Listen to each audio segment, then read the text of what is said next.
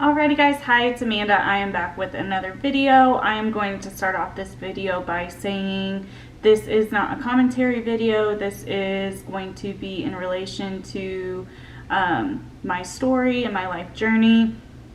I haven't broken everything up into playlists yet, but I am going to be working on that this weekend. So if you're not here for those videos, I'm just warning you now that that's what this video is going to be about. I will have a commentary video up hopefully later today, if not this evening, in relations to Nick Ocado and his relationship with Orlin. But with that being said, thank you for being here. If you're new, go ahead and subscribe, and if you like the video, please give it a like. If you have any questions or comments, go ahead and leave it down in the comments bar. If it's something that you're not comfortable leaving down there, I do have an Instagram and Twitter, and my name is the same as it is on my YouTube, so you can find me there if you want to message me privately. So today we are just going to be, it's kind of like a fun story, funny story really, once we get to the back half of it.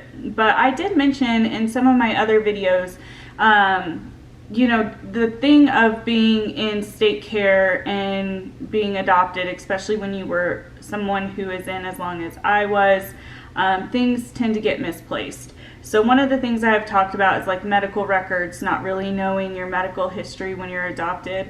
Another thing that happened to me was, since I was in state care for so long, they lost my birth certificate.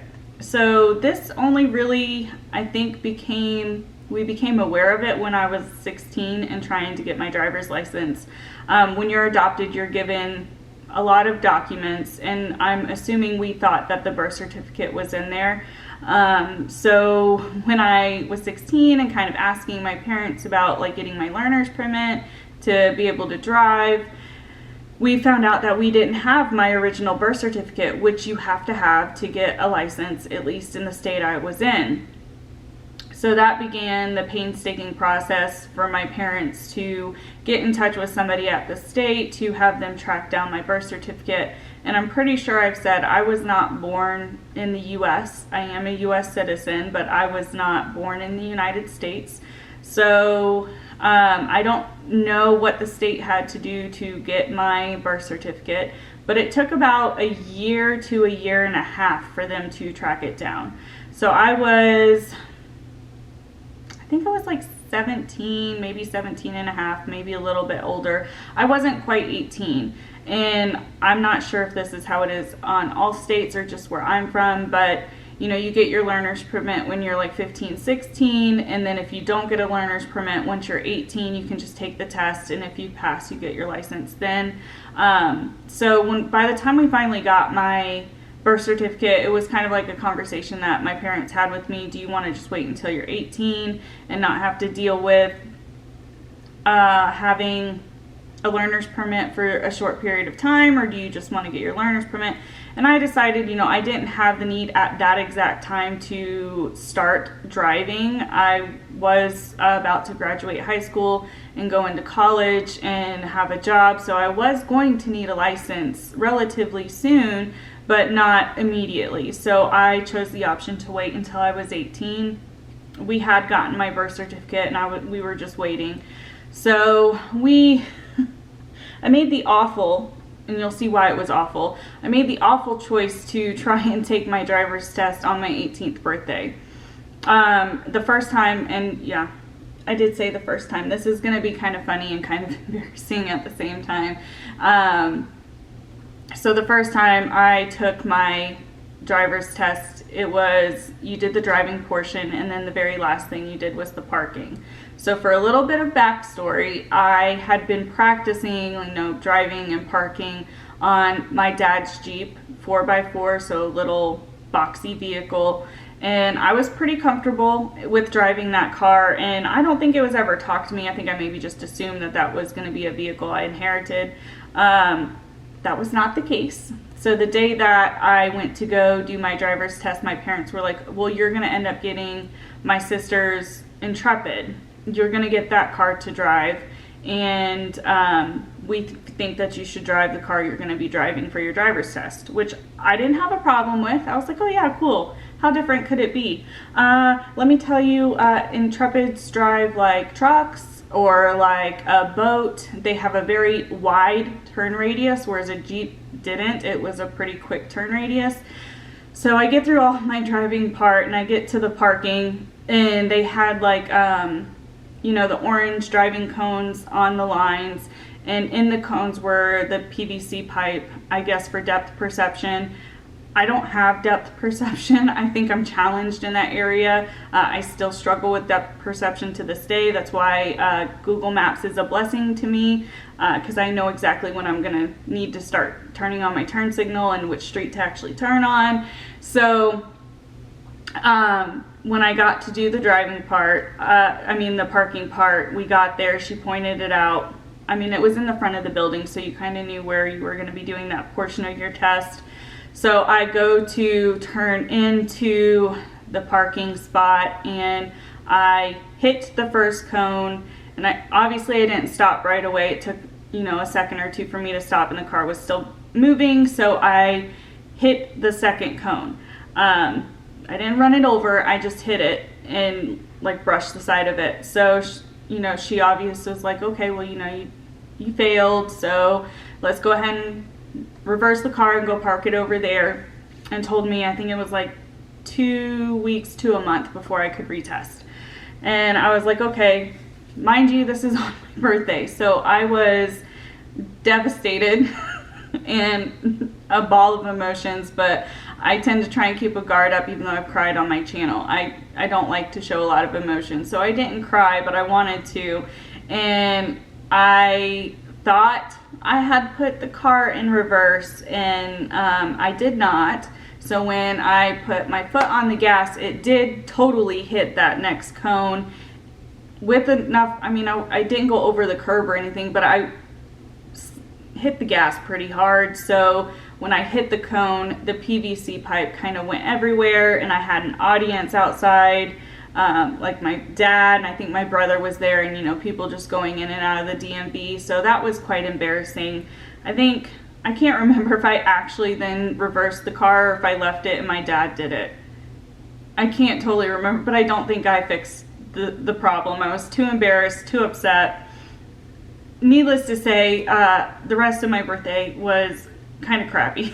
So I waited the amount of time I needed to, and then I went to test a second time. And when I tested the second time, they had changed the way that you did your driver's test. You did the parking portion first, and then you did the driving portion. I don't know if they amended that policy because of what I did, or if it was coincidental, but so I go to do the driving part, the parking part, and unfortunately I failed it again. I barely tapped one of the cones pulling into the parking spot, so I again had to wait the amount of time to take it a third time. And since then I've been a very safe driver. I've never hit anybody, I've never been in any accidents, but it did take me 3 times to get my driver's license. And although this is like a fun, kind of funny story, it is to bring like the information that when kids are in care, or if you're a foster parent or an adoptive parent, things are going to come up that you don't expect. Like, we never expected for me not to have my birth certificate. I mean, I had been adopted for 6 years at that point, and we didn't even know until it came to a situation where we had to have the original birth certificate. And I mean, it was a year wait, so I mean, it was kind of crappy especially for a teenager who just thinks that they want to be independent.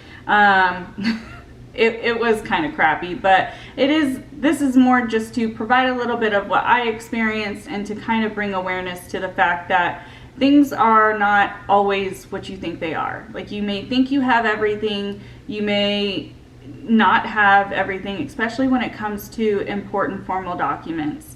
Things have changed and since I went through my adoption, so I believe most states now have things in place to prevent stuff like that from happening, but it still is going to happen. Things are not always going to be there. You're not always going to have the information, just like I've talked about. When you're adopted, depending on your situation and your scenario, you're not going to know your medical history. which is something that I personally don't know. I don't know like anything I may have genetically or anything like that, because I don't have access to those records. And as I've talked about, like I have had over the years some communication with biological family, but I don't want to ask. Like it's weird, and that's a struggle, and that is going to be something that I talk about moving forward. Since I have gotten a lot of like the foundation of my story out, I will continue to do videos like this of little like things to be aware of, things that can happen, how to handle the situation, and you know, just little bits like that. If there's ever something that you think about or you want to know more about and I haven't discussed it, just let me know. If you are uncomfortable with maybe providing that in the comments because it's public, feel free to DM me or message me on Instagram or Twitter. My names are the same as my YouTube name. I don't know how to link them in my my description bar. That's what it's called. I lost the word. I don't know how to link them down there because they automatically sign me in on my phone and I can't remember my passwords. So as soon as I get that figured out, I will start linking them in my comments or my description bar. So until then, just search up Mandapants Does Life and my my profile should pop up. Anyways, guys, I know this is kind of a shorter this is not a film, a shorter video than what these typically are, but this was just a way for me to ease back into breaking down my vulnerability again and talking about stuff like that. If you are here for my commentary videos, like I said, I'm hoping to have one up later today. But other than that, I hope you guys are having a good day, evening, or night, wherever you are, and I will see you next time. Bye, guys.